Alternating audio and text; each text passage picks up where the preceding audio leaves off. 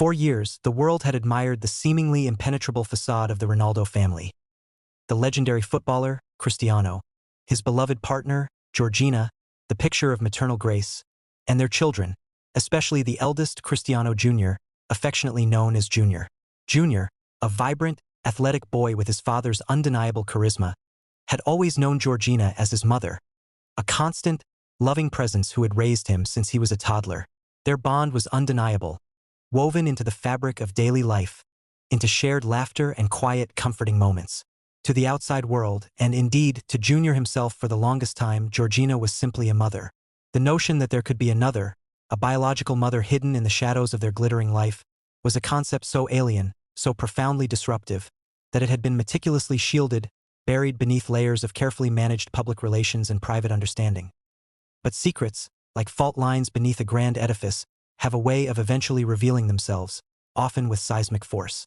The tremors in this carefully constructed world began subtly, almost imperceptibly, in the hushed corridors of the estate, in the glances exchanged between staff, in the occasional uncharacteristic silences that fell over family dinners. Junior, at the cusp of adolescence, was developing a keen sense of observation, a nascent intuition that something significant, something fundamental, was being held back from him. He noticed the way his father, usually so robust and confident, would occasionally retreat into thoughtful, almost melancholy gazes when he thought no one was watching. He saw the subtle strain in Georgina's smile sometimes, a flicker of something akin to worry behind her otherwise radiant eyes. These were small things, easily dismissed by a younger child, but for Junior, they began to coalesce into an unspoken question, a persistent hum in the back of his mind. The catalyst, as it often is in such stories, arrived not as a sudden explosion, but as a series of innocuous events that, in retrospect, would be seen as the inevitable march towards revelation. It began with an old photograph, unearthed by chance during a renovation of the family's extensive archive room. It wasn't a public photo, but a candid, faded snapshot taken years ago, long before Georgina entered their lives. In it, a much younger Cristiano held a tiny infant, Junior, swaddled tightly. Beside him stood a woman, undeniably beautiful, with piercing blue eyes and a striking confidence that even a grainy photograph could not diminish. Her arm was around Cristiano, her gaze fixed on the baby with an expression of profound tenderness. Junior stared at the image, a strange sense of recognition, a primal pull, stirring within him. He didn't know her, yet her face felt familiar, like a half-remembered dream. He tucked the photo away, a seed of curiosity planted deep within him. The second crack in the facade appeared in a heated, hushed conversation he accidentally overheard between Cristiano and Georgina. Their voices were low, strained, punctuated by Georgina's tearful whispers and Cristiano's gruff, pained assurances. Junior only caught snippets, fragments of words that made little sense on their own but resonated with an unsettling emotional intensity. "Can't keep it from him much longer. He deserves to know. Irina," the name, whispered with such a mix of fear and resignation, lodged itself in Junior's mind, connecting dimly with the woman in the photograph he had found. Who was Irina, and why did her name provoke such distress? The final, undeniable push came from a source less expected. During a school project on family trees, Junior, eager to understand his lineage, pressed his father for more details about his heritage. Cristiano, usually so forthcoming and engaging, became evasive, his answers vague and deflected. It was in that moment, seeing his father's discomfort, that Junior understood, with a clarity that chilled him to the bone, that there was a piece of his history, a significant part of his identity, that was being deliberately withheld. He confronted Georgina first, knowing her gentle nature might yield answers where his father's resolve would not. He held up the old photograph, his voice trembling slightly. "Who is this woman, Georgina? And why is her name Irina?" Georgina's face, usually so composed, crumbled. Her eyes welled with tears, and her hands, which had so often cradled his face in comfort, now trembled visibly. She looked from the photograph to Junior's earnest, questioning gaze, then to the closed door of Cristiano's study, as if seeking an escape, a reprieve from the inevitable. The silence stretched, heavy and suffocating, filled only with the faint ticking of a grandfather clock in the hall and the sound of Georgina's ragged breathing. It was a silence that spoke volumes, confirming every nascent suspicion Junior had harbored. She knelt before him, taking his hands in hers, her voice a fragile whisper, thick with unshed tears and a heartbreaking blend of love and regret. "Junior," she began, her eyes pleading for understanding. "There's something we need to tell you, something very important, about your past, about your mother." It was not Georgina who would deliver the full revelation. That heavy burden, that defining moment belonged to Cristiano. He emerged from his study, his face etched with a weariness Junior had never witnessed before. His shoulders slumped as if under an immense weight. He saw the photograph in Junior's hand, saw Georgina's tear-streaked face, and knew the moment had arrived. There was no turning back now. He sat Junior down, Georgina beside them, her hand clasped tightly in his. He took a deep breath, the kind a man takes before plunging into cold water, and began to speak. His voice, usually so booming on the field, was quiet, almost hesitant, as he unraveled the carefully guarded truth, piece by painstaking piece. He spoke of his younger years, of a relationship with a woman named Irina, a model of stunning beauty and fierce independence. He spoke of the unexpected pregnancy, of difficult decisions made under immense pressure, of an agreement to protect Junior from the intense glare of the public eye.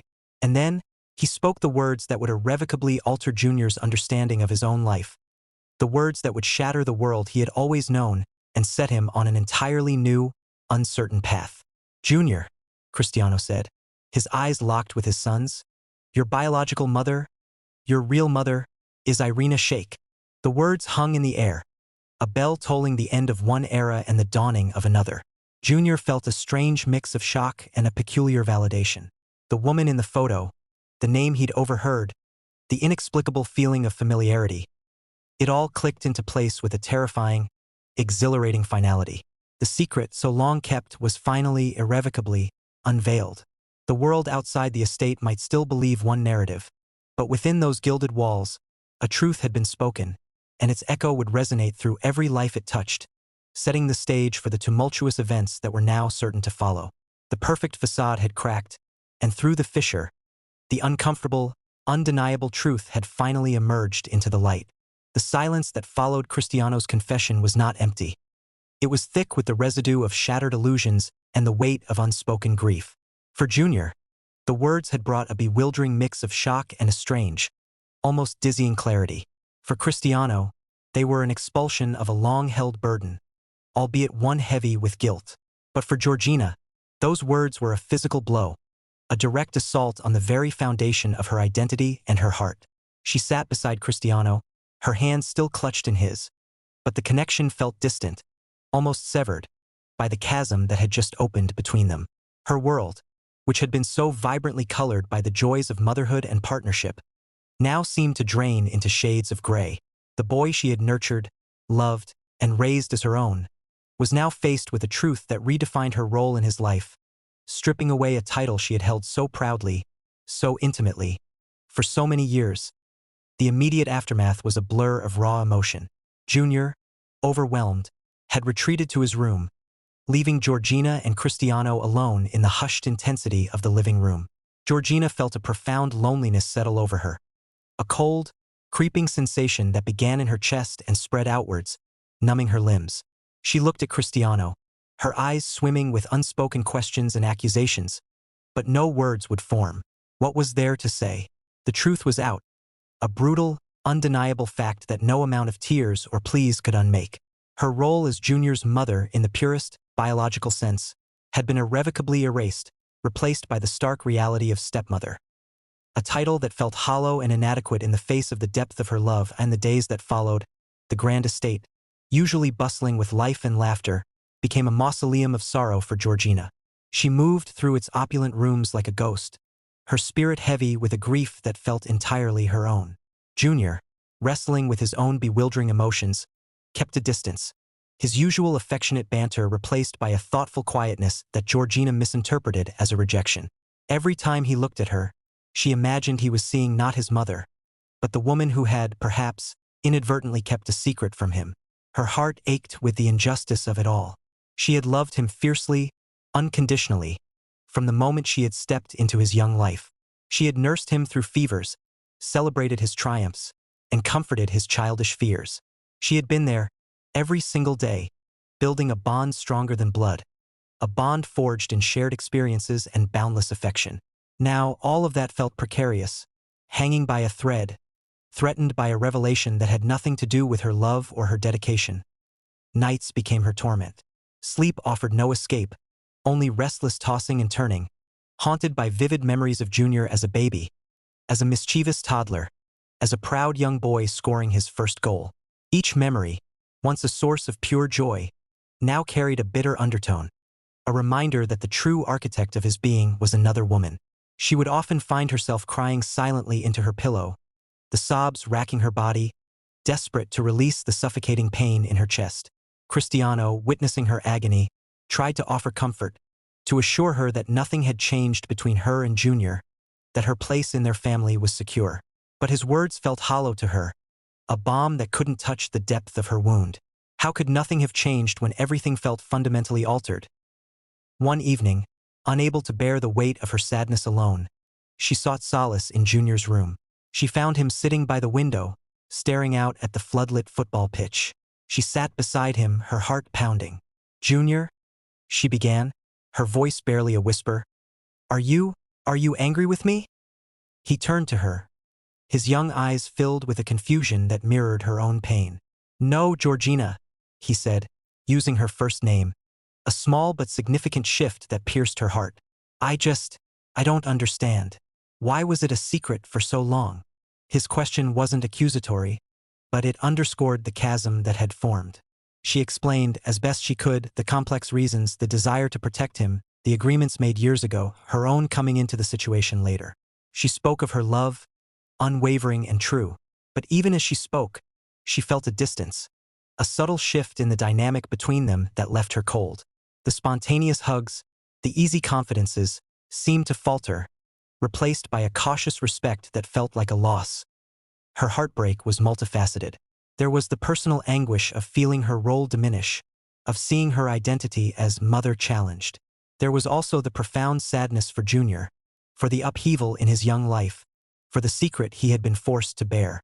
And then there was the underlying current of fear of the unknown, of what Irina Shayk's reappearance might mean for their family, for her relationship with Cristiano, and most acutely for her bond with Junior. The world had admired her fairy tale life, but behind the polished exterior, Georgina was crumbling.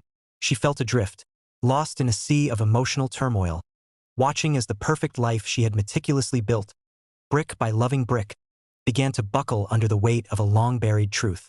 Her heartbreak was not just about the past, but about a future suddenly thrown into terrifying uncertainty, a future where her place, once so clear, now felt tragically, devastatingly ambiguous. The tears she cried were not just for herself, but for the loss of a certainty she had never questioned, and for the son who, in learning his truth, had inadvertently left a gaping wound in her own heart. The day of her arrival was a masterclass in controlled chaos. Despite efforts to keep her movements discreet, the paparazzi, sensing a shift in the wind, were already swarming Madrid's private airfields. Irina, accustomed to the relentless glare of the public eye, navigated the throng with her usual regal composure, but beneath the surface, her heart pounded with an unfamiliar mix of dread and anticipation. Her first stop wasn't the Ronaldo estate, but a discreet, luxury hotel, where she could gather her thoughts before the inevitable confrontation. She spent hours pacing her suite, replaying conversations in her mind, rehearsing explanations for Junior, steeling herself for the pain she knew her arrival would inflict upon Georgina. The actual meeting with Cristiano was tense, fraught with years of unspoken history. They met in a private setting, away from the children. The conversation was not angry, but heavy with regret and the weight of their past choices. Cristiano, visibly strained, explained Junior's discovery, Georgina's devastation, and the precarious balance of their family life. Irina listened, her famous blue eyes unwavering, her posture impeccable. She acknowledged the complexities, the hurt, but her resolve was clear. "He is my son, Cristiano," she stated, her voice calm but firm. "He knows the truth now. He deserves to know me." Cristiano, seeing the determination in her eyes, knew there was no dissuading her. The tide had turned, and Irina, the biological mother, was no longer content to remain a specter in the shadows. She knelt, just as Georgina had done days before, bringing herself to his eye level. Her voice, usually confident and resonant, was softer now, imbued with a tenderness she rarely showed to the world. "Junior," she began, a small, genuine smile gracing her lips. "It's so good to finally meet you." In that moment, the years of separation, the secrets, the public personas all melted away. There was only a mother, finally standing before her son, ready to brave the storm her return would inevitably create. Irina Shayk had not just returned to Madrid. She had returned to her son's life, a powerful, undeniable force, ready to claim her place in a narrative that had, for too long, written her out. Her arrival was not an ending, but a dramatic, irreversible beginning, a seismic shift that would send ripples through the lives of everyone connected to the Ronaldo family. The stage was now set for the next, tumultuous act. Don't miss a single moment of this unfolding drama. Make sure you subscribe to World Sports News for more exclusive fictional content like this. Hit that notification bell so you don't miss our next update, where we'll delve deeper into the legal battles and emotional struggles that are sure to come. Leave your predictions in the comments below. How do you think this fictional custody battle will play out? Will Irina win custody? Will Georgina find a way to reclaim her peace? Let us know your thoughts.